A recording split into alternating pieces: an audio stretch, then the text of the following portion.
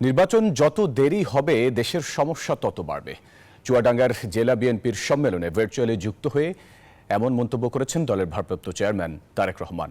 তিনি আরও বলেন, যারা আন্দোলনে ছিলেন তাদের নিয়েই প্রয়োজনে গড়বেন সরকার। সমাবেশে দলের মহাসচিব বলেন, কোনো বিভাজন নয়, অংশীজনদের নিয়ে দেশকে এগিয়ে নিতে চায় বিএনপি। চুয়াডাঙ্গা থেকে শফিকুজ্জামান রুবেলের প্রতিবেদন। চুয়াডাঙ্গায় জেলা বিএনপির সম্মেলন। আওয়ামী শাসনে ভিন্নমতের দমন পীড়নে হামলা মামলার জাতাকলে গেল 14 বছর রাজপথে আসতে পারেনি নেতাকর্মীরা। তাই শনিবার মুক্ত বাতাসে জেলা বিএনপির সম্মেলনে এই বাঁধ ভাঙা উল্লাস। দলের ভারপ্রাপ্ত চেয়ারম্যান তারেক রহমান যুক্ত হওয়ার সংবাদে সেই উল্লাসে লাগে বাড়তি রং। নেতারা যারা দায়িত্বে থাকবে তারা দেখে পরে দলের ভারপ্রাপ্ত চেয়ারম্যান তারেক রহমান বলেন, যারা আন্দোলনে ছিলেন তাদের নিয়েই সরকার গঠন করে সংস্কার এগিয়ে নিতে চায় বিএনপি।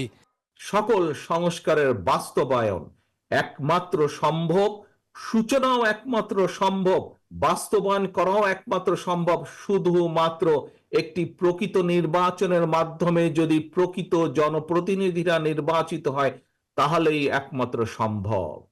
বিএনপির ভারপ্রাপ্ত চেয়ারম্যান আরো বলেন, নির্বাচন যত দেরি হবে দেশের সমস্যা তত বৃদ্ধি পাবে। প্রকৃত সংস্কার নির্বাচিত সরকারই করতে পারবে।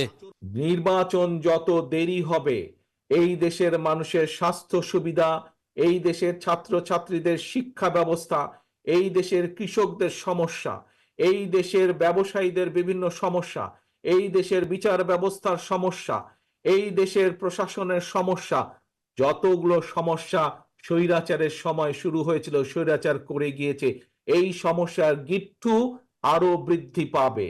একমাত্র একটি নির্বাচনের মাধ্যমে সম্ভব ধীরে ধীরে পর্যায়ক্রমিকভাবে দেশের সমস্যাগুলোর সমাধান করা। এর আগে জেলা বিএনপির কাউন্সিলের উদ্বোধন করেন দলের মহাসচিব মির্জা ফখরুল ইসলাম আলমগীর। বলেন, ফ্যাসিবাদ বিরোধী আন্দোলনের মূল নায়ক তারেক রহমান। আওয়ামী সরকারের শাসনামলে এ জেলায় নির্যাতিত শহীদ দলীয় সদস্যদের পরিবারের সাথে সমবেদনা ও আর্থিক সহায়তা তুলে দেন দলের মহাসচিব। শফিকুজ্জামান রুবেল, নিউজ 24, চুয়াডাঙ্গা।